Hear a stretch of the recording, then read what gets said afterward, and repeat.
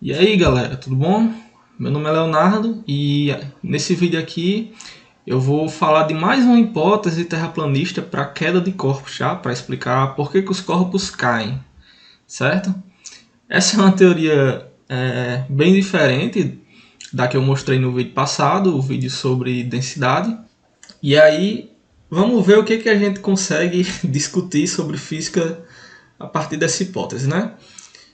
A hipótese dos terraplanistas é que a Terra plana, né, representado por essa barra aqui, aceleraria para cima, tá? Com o valor da aceleração da gravidade, e isso provocaria o efeito que nós chamamos de gravidade, tá? Porque a Terra aceleraria para cima e nós cairíamos, né? Em virtude da Terra acelerar para cima. Bom, infelizmente eu não achei vídeos em português sobre isso, mas tem aqui nesse site, que é a Wikipédia deles, tá? A Wikipédia da Sociedade da Terra Plana. E aí eles falam um pouco sobre essa hipótese, no mínimo curiosa, né? O que dá pra gente falar de física sobre aqui, né? Fisicamente. Galera, esses terraplanistas que aderem a essa hipótese, né? Eles concordam que em uma queda livre, tá? Os corpos próximos da superfície da Terra caem em um movimento uniformemente variado com aceleração g, tá? Galera, para entender essa hipótese terraplanista e entender também por que ela faz sentido se você ignorar metade da física e ficar com a outra metade, a gente precisa entender algumas coisinhas, tá? Primeiramente, o que significa queda livre? Galera, queda livre é uma queda de um corpo, tá? Quando você tira ao redor dele todo o ar, toda a atmosfera. Então, por exemplo, um corpo cai, né? Próximo à superfície da Terra, né? Se você, por uma mágica, por exemplo, conseguir tirar todo o ar, aquele corpo estará em queda livre. O que acontece quando você tira todo o ar, na verdade? Você não tem mais a força que o ar exerce, tá? A força de resistência que o ar exerce contra o movimento de queda. Por isso que nessa situação imaginária você tem uma queda livre, tá? Como é uma situação imaginária e ninguém é um mágico para apagar a atmosfera, a gente não consegue ver uma queda totalmente livre no nosso cotidiano, né? Mas você pode simular esse efeito em uma câmara de vácuo, onde ali você consegue tirar toda a atmosfera, tá? Então eu vou mostrar aqui um vídeo de dois corpos caindo numa câmara a vácuo, tá?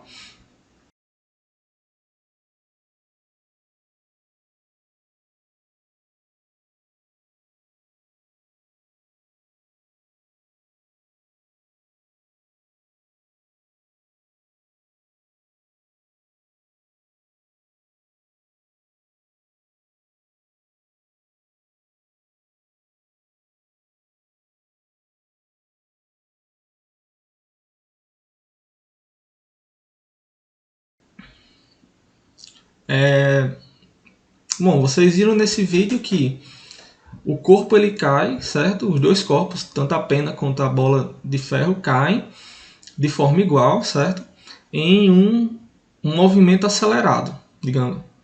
Se você reparar bem, você vai ver que a velocidade vai crescendo aos poucos. É sutil, mas dá para reparar. Isso é uma queda livre, tá? Uma queda livre da força de resistência do ar, ou seja, livre do ar ao redor. Quando você tem uma queda livre, você tem um movimento uniformemente variado, certo? Ou seja, um movimento com aceleração constante, certo? No caso, essa aceleração é g, que ela vale 10 metros por segundo ao quadrado, certo?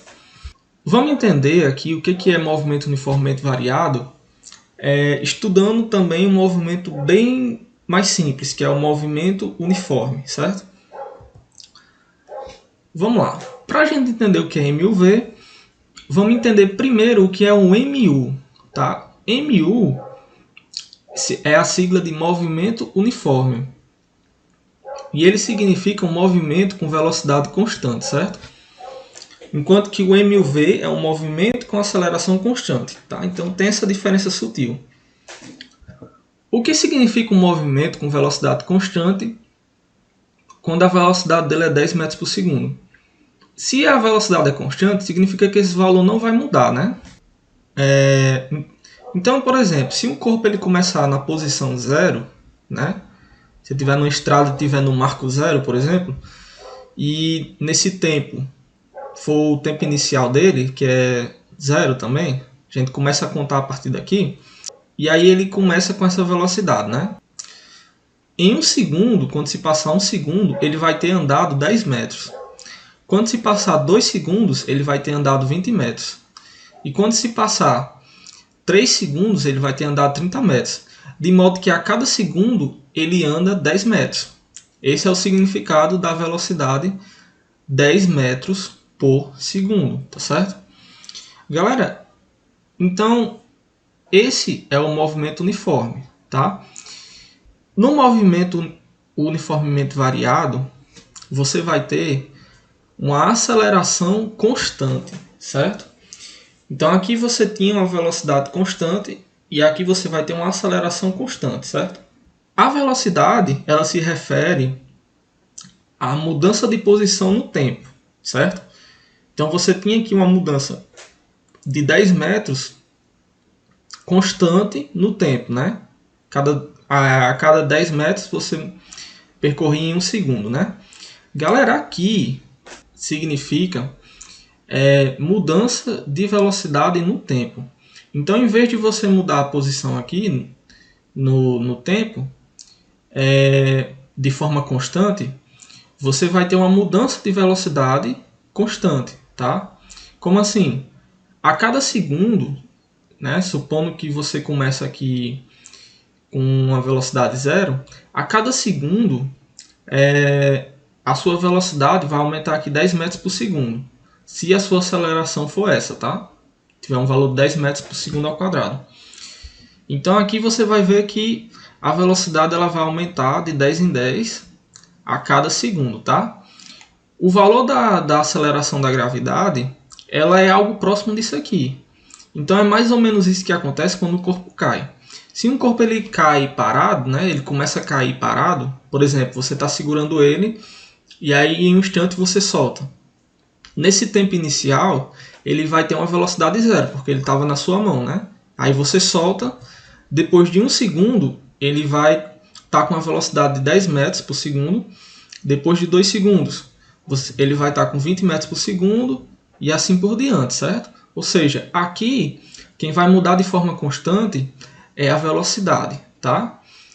E aqui é a posição, tá? Então, esse aqui é um movimento uniformemente variado.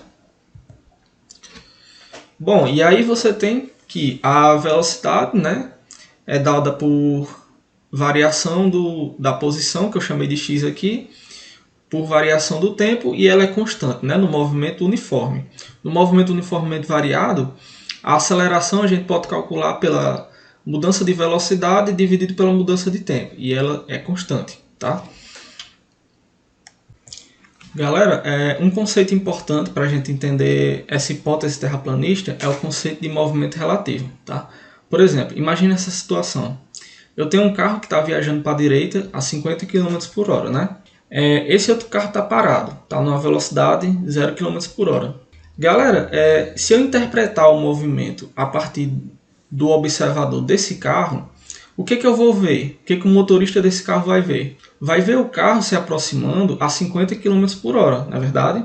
Só que aí, galera, imagine o seguinte. Vamos olhar agora do ponto de vista do carro vermelho. Imagine que o motorista desse carro vermelho, ele não soubesse que ele estava em movimento, tá? Ou seja, para ele está parado. Então o que ele vê quando ele olha para esse carro?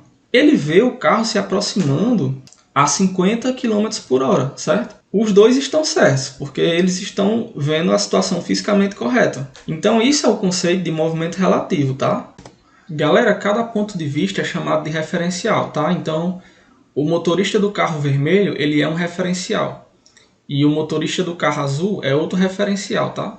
E aí, isso aqui tá dentro da ideia do princípio da equivalência de Einstein, tá? Que é o que os terraplanistas usam de argumento físico para justificar que a sua hipótese, né?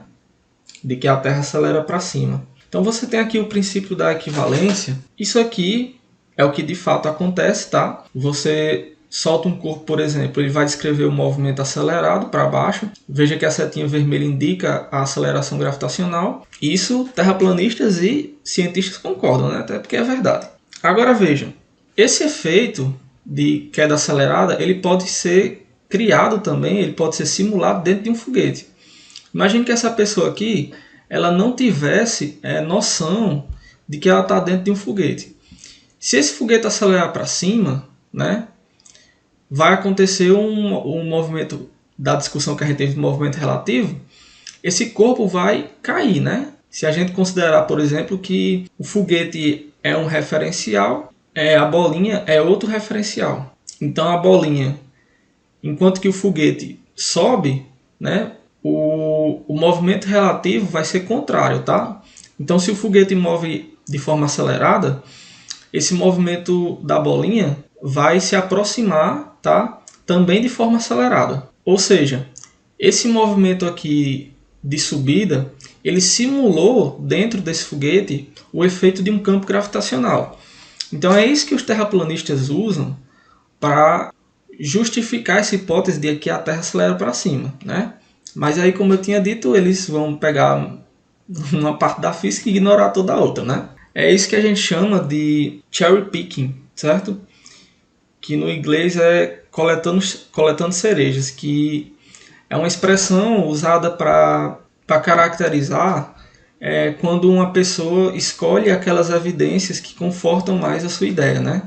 A gente vai ver que é o que acontece muito nessa hipótese aqui. Bom, entendendo que eles usam o princípio da equivalência para explicar essa questão da Terra, eles imaginam que a Terra, na verdade, é um grande foguete e que essa aceleração causa esse efeito de queda acelerada, né? De aceleração da gravidade. Primeiro, galera, quais são os problemas com essa hipótese? De acordo com a própria teoria da relatividade que eles falam, quando um corpo chega próximo da velocidade da luz, a sua massa ela tende ao infinito, ou seja, ela cresce bastante, né? Agora vejam, se a Terra para manter esse efeito, ela tem que continuar acelerando, ou seja, ela vai cada vez mais aumentar a sua velocidade. Vai chegar uma hora que ela vai chegar perto da velocidade da luz, tá? E aí, quando ela for chegando perto da velocidade da luz, a sua massa vai ser infinita. E uma massa infinita, de acordo com a segunda lei de Newton, que é outra teoria física, né? De acordo com a segunda lei de Newton, uma massa muito grande implica uma força muito grande, tá? Essa força que eles chamam de acelerador universal, que seria a força que estaria empurrando a Terra para cima, ela chegaria ao infinito. E isso, consequentemente, exigiria uma energia infinita, né? E assim por diante. Então, impossível, tá? É possível calcular esse tempo em que a Terra chegaria até a velocidade da luz, tá? Então a gente pode usar a cinemática, e aí, usando cinemática, a gente vai descobrir que a Terra alcançaria a velocidade da luz no primeiro ano de vida, tá? Como é que a gente utilizaria a cinemática aqui? Sabendo que a Terra faz um movimento acelerado para cima, e que nesse tipo de movimento a aceleração é igual a ΔV sobre ΔT, ΔV é a variação de velocidade, né? Eu posso isolar esse ΔT, fazendo uma regra de 3 aqui, e colocando ΔT igual a ΔV sobre A, tá? Galera, ΔV é a mudança de velocidade, tá? Então considere que você tem o começo da Terra. Pá, a Terra surgiu. Pá. E aí a Terra surgiu, eu suponho, com uma velocidade zero, tá? Então, para que essa mudança ela chegue aos 300 km por segundo, a Terra chegou com velocidade zero, né? E aí ela foi aumentando, foi subindo, cada vez mais aumentando a sua velocidade. Vai chegar uma hora que ela vai chegar nos 300 km por segundo, tá? Então eu posso colocar ΔV como 300 km por segundo. E aí o meu ΔT vai ser o tempo em que isso vai ocorrer, em que essa velocidade vai chegar a 300 km por segundo. A aceleração da Terra é 9,8 metros por segundo ao quadrado. Fazendo essa divisão aqui, ela vai chegar em ΔT igual a aproximadamente 1 ano. Quer dizer, em aproximadamente 1 ano, a Terra chegaria na velocidade da luz. Quer dizer, tem uns caras que acreditam que a Terra tem cerca de 6.000 anos e tal, né? A Terra não deveria ter nenhum ano de vida, se fosse esse o caso, tá? Então, utilizando cinemática, você consegue fazer essa continha aqui, tá? Também você consegue calcular a distância que a Terra percorreu, né, nesse movimento de subida. Essa foi a aula de hoje, né? Mais uma vez aí, contrapondo esses argumentos curiosos, né, ingênuos que os terraplanistas têm sobre a forma da Terra e as leis da física, né? Obrigado por assistir esse vídeo. Se você gostou, se inscreva no canal. Valeu!